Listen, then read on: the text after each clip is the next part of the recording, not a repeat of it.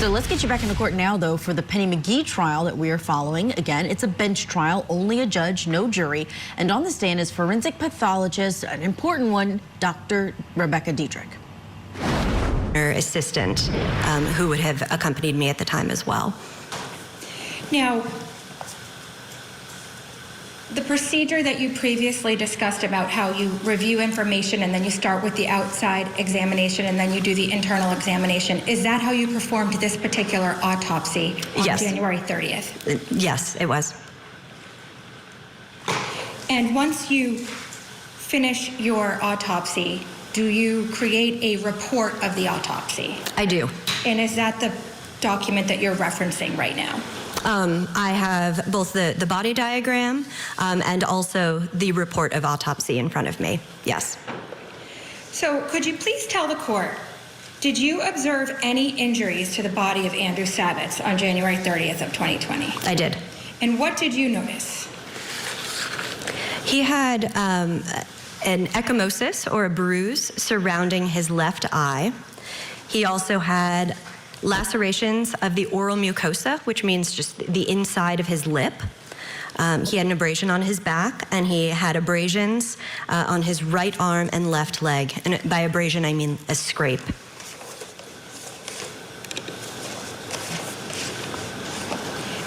And were you able to tell how old any of those injuries were? No. And why not? It's difficult to date injuries unless you have multiple similar injuries on a decedent, and then you can kind of place them in a timeline. For example, if someone had 3 different bruises, one of them was more purple and one was more green, you would know that the one that was green was older. However, you couldn't say the green one was from a week ago and the blue one was from an hour ago. So you would need multiple similar injuries in order to date them like that. And once you make your observations of the injuries to Mr. Savitz, did you record them in your report? I did. Now, Dr. Dedrick, were you able to refer to any medical records prior to conducting this autopsy? Before I was completed with my death certificate, my autopsy report, yes. I do not know if I had all of the medical records before the actual exam. Those often come in throughout the day, or even up to days and weeks after. And what medical records did you have with regards to Mr. Savitz before you had completed your death certificate? I had emergency room records from Beth Israel. And did you have any other information pertaining to Mr. Savitz prior to completing the death certificate? I did. What else did you have? I had the Brookline Police Department report, and I had the Massachusetts State Police report as well.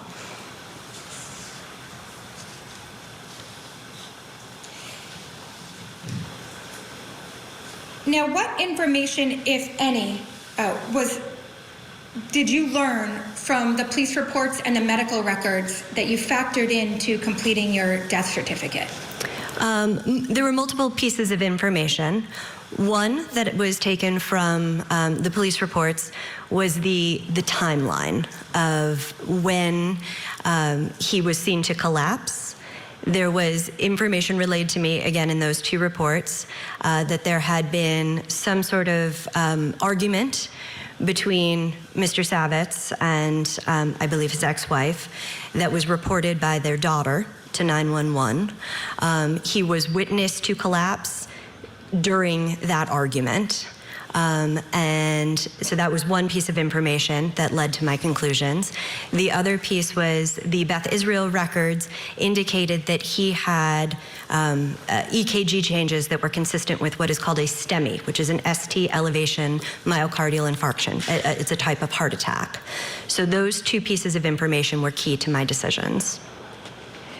Now, once you completed the external examination, did you then move on to perform an internal examination? I did.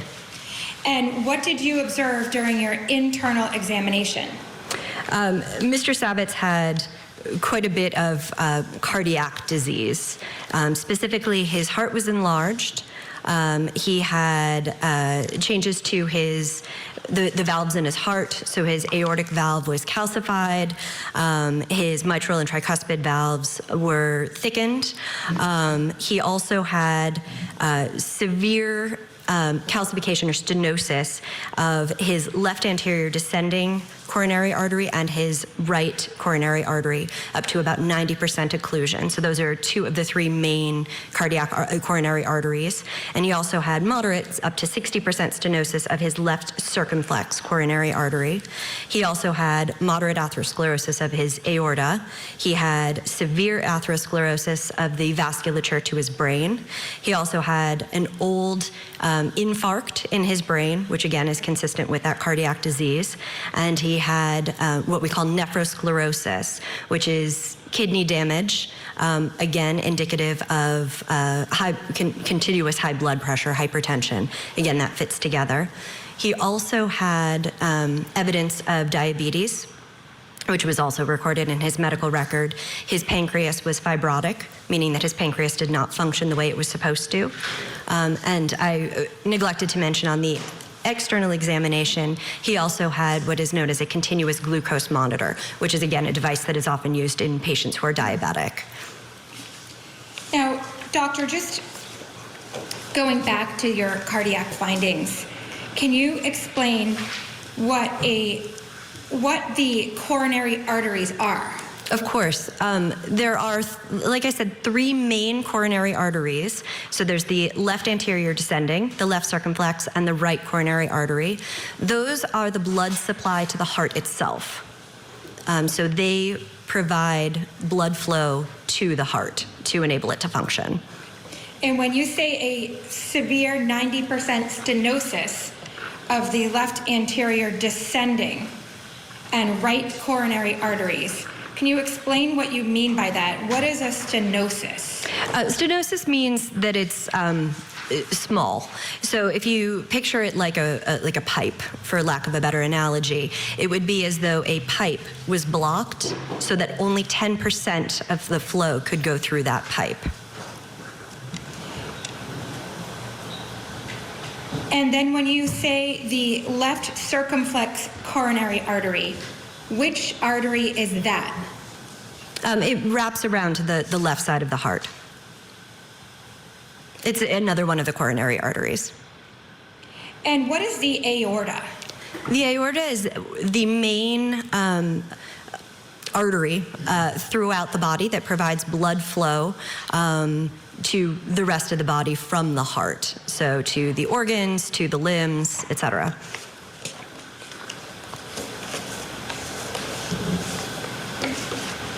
Now, Dr. Dedrick, the external injuries that you described, could any of those external injuries have caused Mr. Savitz's death? By themselves, no.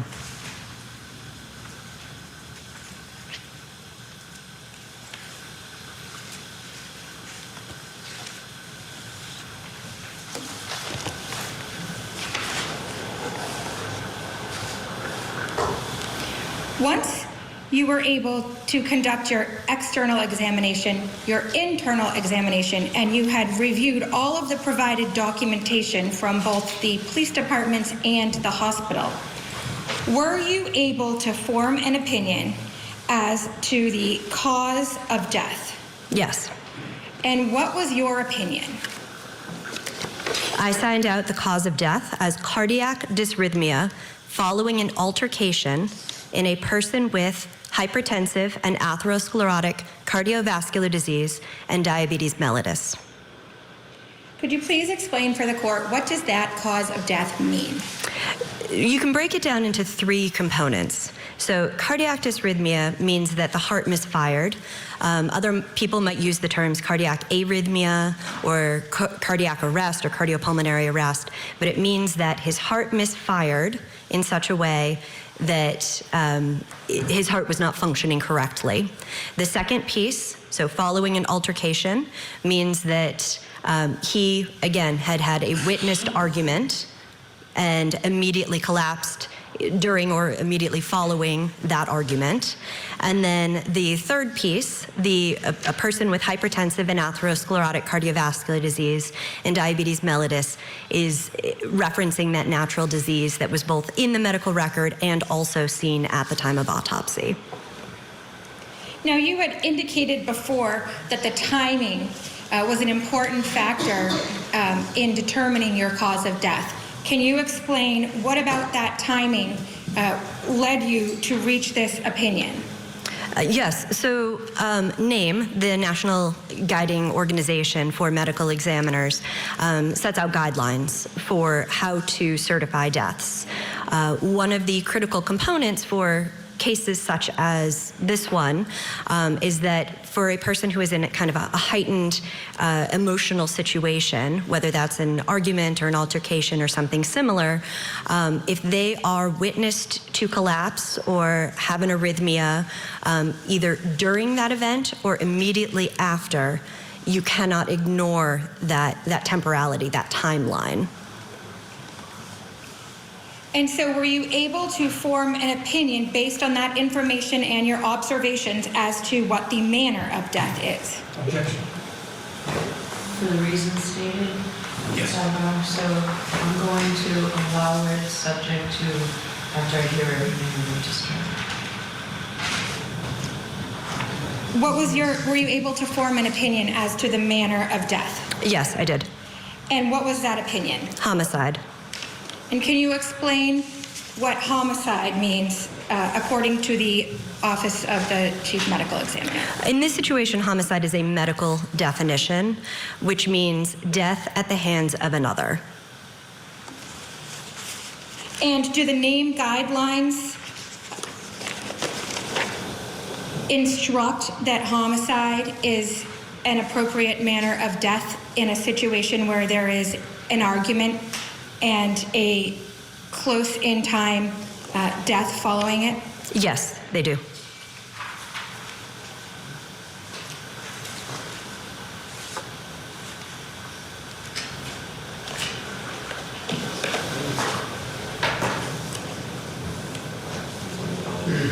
Dr. Dedrick, with regards to what you read in the documentation, the police reports, and what you observed about Mr. Savitz during the autopsy,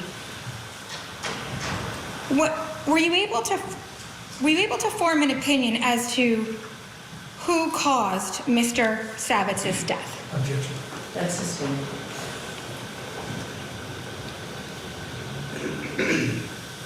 In your medical opinion, would Mr. Savitz have died at that time if not for the argument that had ensued?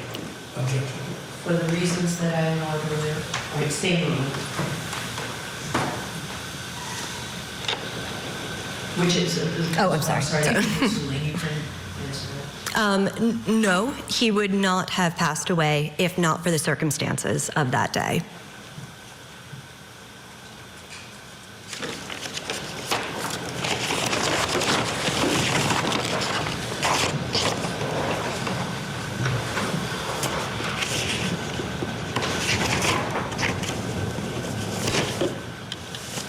Your Honor, may I approach? Yes.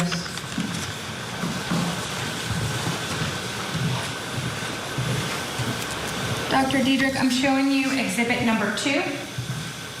Do you recognize this document? I do, yes. What is it? This is a representation, a copy of the death certificate that I signed for this case.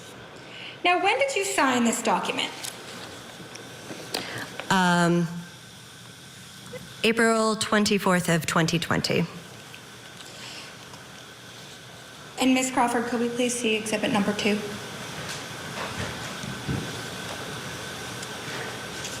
Now, Dr. Dedrick, could you just explain for the court the process of certifying a death certificate? So often at the time of an autopsy, as we have discussed before, the medical examiner is waiting for additional information. So a death certificate generated on the day of an autopsy is marked as manner pending, and cause of death pending. As more information comes out, the final cause and manner of death are then determined.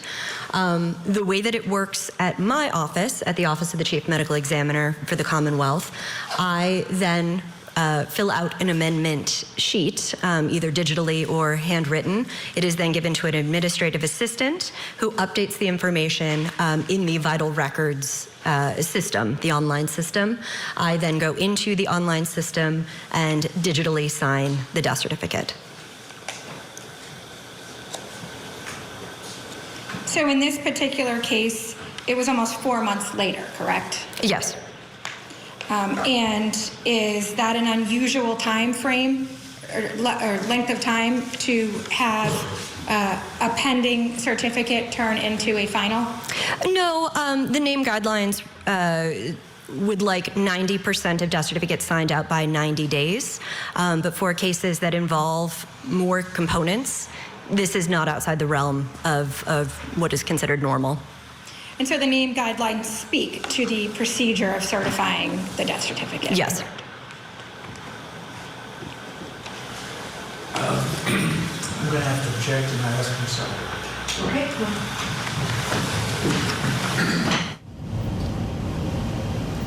They're taking a sidebar there. Let's bring in our guest who is standing by, joining us from Pittsburgh, Pennsylvania, criminal defense attorney and former district attorney Matthew Mangino.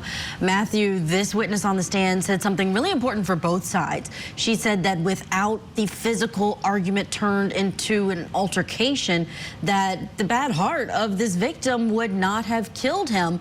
But also she said that without the external injuries, that just those external injuries, he wouldn't have died. Those weren't enough to kill him. What are you left with when you hear this very important witness on the stand?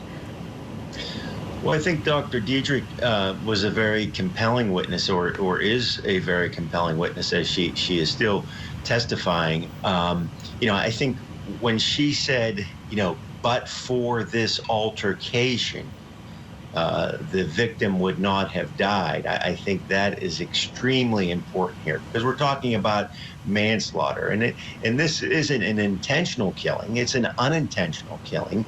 But based on his severe cardiovascular disease and the fact that he was involved in this argument, and she said you can't set aside the time frame here. It's important to understand when he collapsed.